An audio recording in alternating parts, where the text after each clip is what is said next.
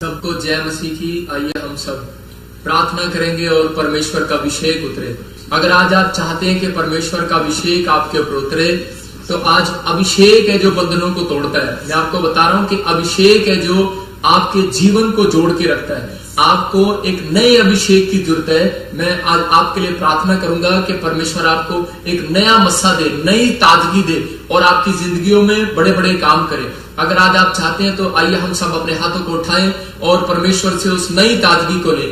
पवित्र आत्मा जी, मैं प्रार्थना करता हूं मेरे पिता परमेश्वर कि आज पवित्र आत्मा तेरे लोग एक बड़ी आशीष को पाए यीशु मसीह के सामर्थी नाम में। और हर बंधन यीशु मसीह के नाम से टूटने पाए यीशु मसीह के नाम से। और इसी समय पवित्र आत्मा जी, सच में मेरे प्रभु मैं तेरा धन्यवाद करता हूं, तूने हमारी जिंदगियों में बड़े बड़े काम किए। और पवित्र आत्मा जी, आज का वचन परमेश्वर इनकी जिंदगियों में 100 गुना आशीष को लेकर आए। मेरे पिता आज सच में इनका लाइव देखना पवित्र आत्मा जी, सच में मेरे पिता परमेश्वर पवित्र आत्मा जी, आज से ये गवाहियां देना स्टार्ट करें यीशु मसीह के नाम में। और सच में पवित्र आत्मा जी, आज मेरे पिता अद्भुत हो इनके लिए यीशु मसीह के नाम में। आज तो कुछ अद्भुत करेगा मेरा परमेश्वर, मैं विश्वास करता हूं। और विश्वास करने वाले कहें कि हाँ मेरा परमेश्वर आज तो अद्भुत करेगा इस लाइव मीटिंग में यीशु मसीह के नाम में। और आज पवित्र आत्मा आप अद्भुत करने के लिए जा रहे हैं यीशु मसीह के सामर्थी नाम में, क्योंकि मेरे परमेश्वर का नाम अद्भुत परमेश्वर है।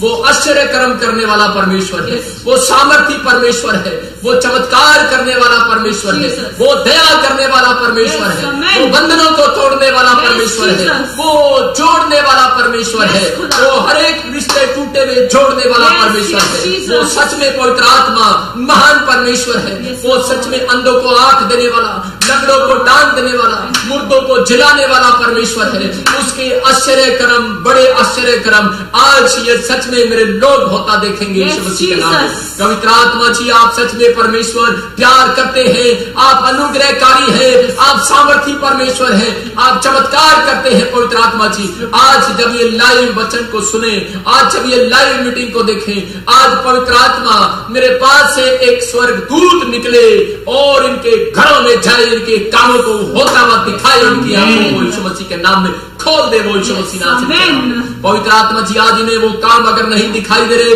अगर इन्हें वो हीलिंग दिखाई नहीं दे रही, पवित्र आत्मा जी आज मैं प्रार्थना करता हूँ मेरे पिता परमेश्वर कि आज वो हीलिंग इनको दिखाई दे, आज वो आश्चर्य कर्म इनको दिखाई दे, आज बंधन टूटते हुए दिखाई दे, आज इनकी प्रमोशन इन्हें दिखाई दे, आज वो कुआं इन्हें दिखाई दे कि जो तेरे लिए पवित्र आत्मा जी तूने अपने बच्चों के लिए तैयार किया है।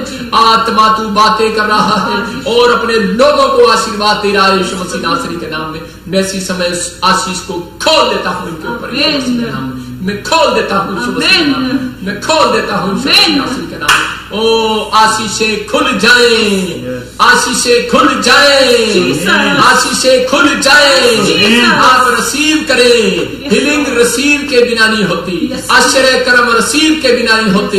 इसलिए बाइबल बोलती है सारी बातें हाँ और आमीन में पूरी होती हैं। पवित्र आत्मा, मैं समय परमेश्वर आपसे विनती करता हूँ, बुद्धि के आत्मा और बुद्धि देने वाले आत्मा, इस समय परमेश्वर तू हमें हर काम में बुद्धि दे मेरे पिता, और इन लोगों को बुद्धि दे मेरे पिता परमेश्वर। इस आर्थिक तंगी में भी इनके छुटकारे होने पाए, इनकी जिंदगियों में बड़ी आशीष आने पाए। पवित्र आत्मा आज का वचन इनकी जिंदगियों में 100 गुना बरकत को लेकर आए यीशु मसीह के नाम में, आमीन। आप सबने जो अभी इसी समय प्रार्थना को सुना, परमेश्वर आपको इस प्रार्थना से ब्लेस करने वाला है। लेकिन ब्लेस होने के लिए हमें क्या करना पड़ेगा? 2 काम करने हैं। अगर आज तक आपको नहीं दिखाई दिया, कुछ लोग अपनी जिंदगी में टूटे हुए, कुछ लोग परेशान है, कुछ लोग आज भी बच्चे कोमा में हैं, हॉस्पिटल में हैं, बहुत सारे लोग परेशान हैं, दुखी हैं। पवित्र आत्मा ऐसे लोगों को बताना चाहता है कि अगर आज आपके सामने, कहते हैं कि आपके सामने मौत दरवाजे पर दस्तक दे रही है, आपके सामने या कोई कर्जा, ऐसी परिस्थितियां आपके सामने पड़ी हुई हैं और आप बार बार प्रेयर कर रहे हैं, बार बार प्रेयर कर रहे हैं, लेकिन परमेश्वर आपकी प्रार्थनाओं को ऐसा लग रहा है कि अनसुनी कर रहा है। मैं कह रहा हूं कि परमेश्वर अनसुनी नहीं कर रहा, लेकिन हमें परमेश्वर के उस वचन को, उस ज्ञान को जानने की जरूरत है जो मैं आपको बताना चाहता हूं। मैं आपको बता रहा हूं कि बाइबल बोलती है कि भविष्यता को परमेश्वर पहले धरती पर कुछ करने से पहले बताता है।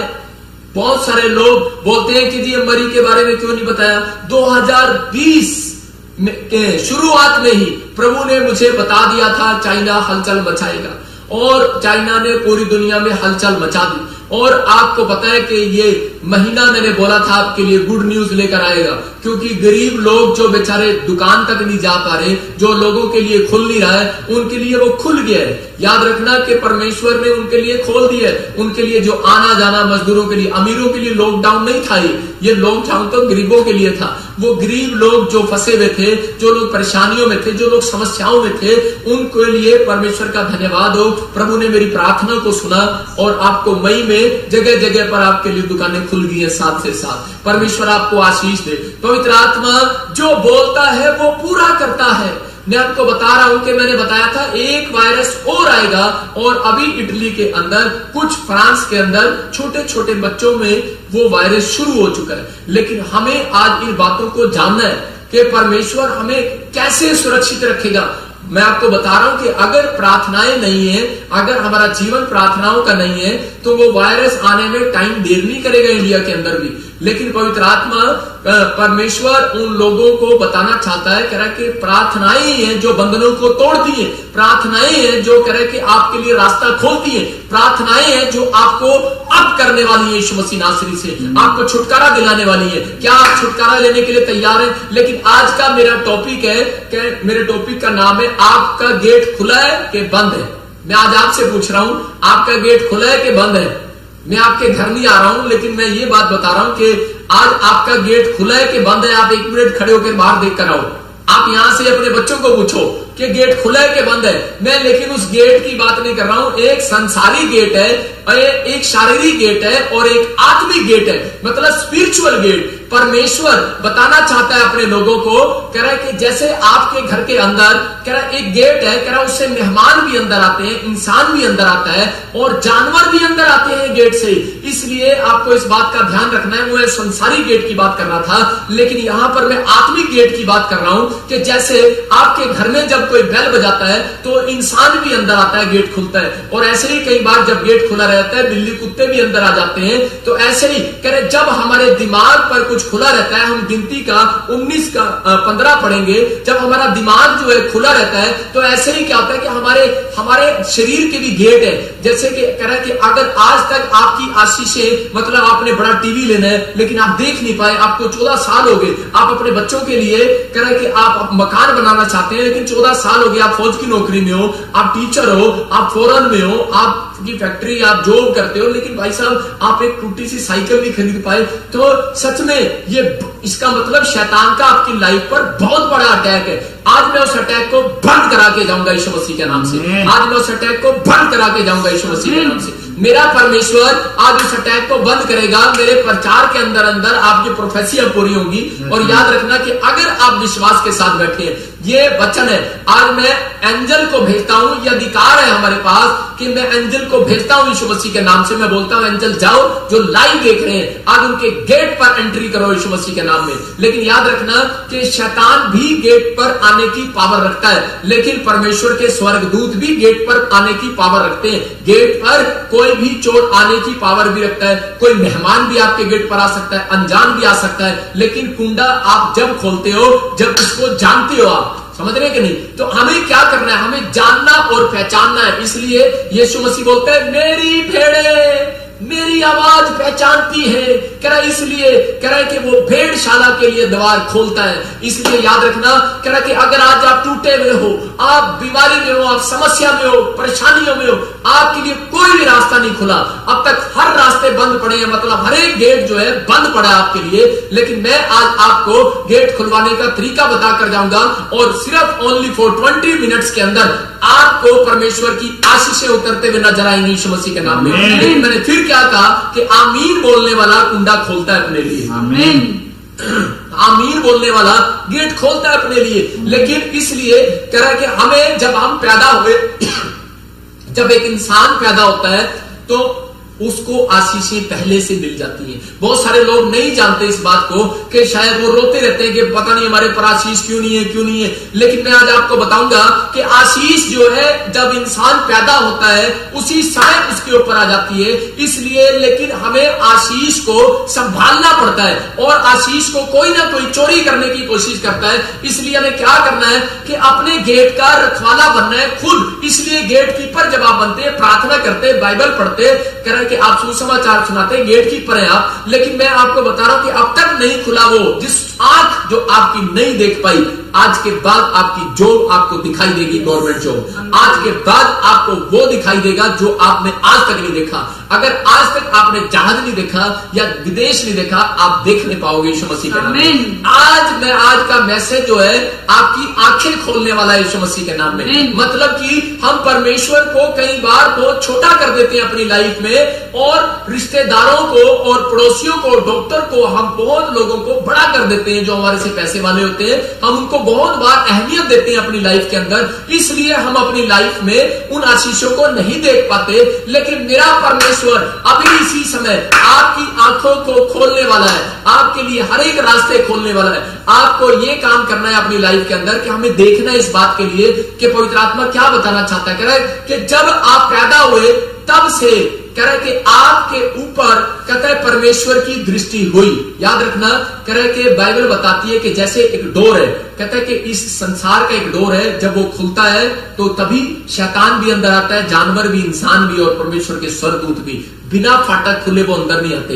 इसलिए नए नियम में प्रभु बोलता है, कह रहा है तेरी कलीसिया के ऊपर कभी भी अधोलोक के फाटक प्रबल नहीं होंगे। याद रखना, कहता है कि इसलिए आपके लिए परमेश्वर आशीषों के फाटक खोल के रखना चाहता है, खोल के रखना चाहता है। आप खुलवाना आपको पड़ेगा। शैतान को सिर्फ एक पावर है कि वो आपके गेट पर आ सकता है, लेकिन वो अंदर नहीं आ सकता, उसको इजाजत नहीं है। बाइबल बोलती है इस बात के लिए, कह रहा है कि हमें क्या करना पड़ता है, कह रहा है कि हमें परमेश्वर से विनतियां करनी पड़ती हैं। अगर आपकी स्पिरिचुअल आईज अगर आज खुल गई, और मैं आपको कह रहा हूं कि आप अपनी लाइफ में वो काम होते देखोगे जो आज तक आपने नहीं देखा। मैं कह रहा हूं कि एक गरीब आदमी रिच बन सकता है। अगर आप झोपड़ी में जी रहे हो तो मैं कह रहा हूं आप बंगले में जाने वाले हो। आज इस प्रार्थना से याद रखना, अगर आप एक कार में हो, आप डबल कार में जाने वाले हो। क्यों कह रहा हूं मैं? अगर आपको अब तक अन्य भाषा नहीं मिला तो वो मिलने वाला है, लेकिन हमें सिर्फ ये जानने की जरूरत है कि हमें स्पिरिचुअल आईज अपनी खुलवाने की जरूरत है, और ये स्पिरिचुअल आईज